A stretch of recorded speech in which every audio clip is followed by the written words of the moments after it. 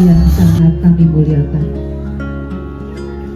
Pertama-tama saya ucapkan terima kasih kepada penjenengan semua yang sudah bisa hadir, menyempatkan waktu untuk menghadiri acara ini, yaitu sosialisasi PAIS berkarakter dan launching program di TK Negeri Model Banyuwangi.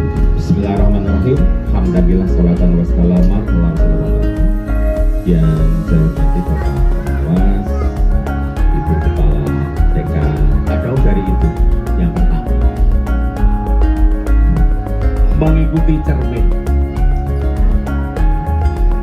Kalau di sekolah siapa? Ya gurunya. Kalau di rumah siapa? Orang tuanya.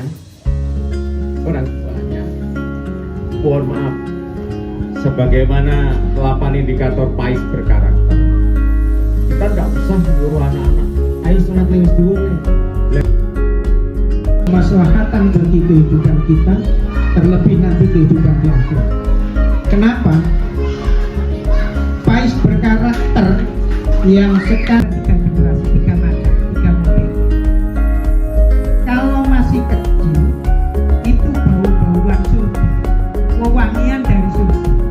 Maka jenengan lihat anak kecil semacam ini, kalau dia arep potong wapel kaya ngomong, kalau sudah dewasa, sudah besar, anak itu akan jadi kuat. Apakah dia akan jadi teman atau jadi musuh? Kalau jadi teman, maka anak ini akan menemani orang tuanya. Bukan karakter di anak-anak, memberi contoh ke anak-anak. Tapi ingat, kembalikan kepada Allah. Mudah-mudahan Allah menjadikan. Ingat, janji Allah kalau itu berupa surga pasti berat.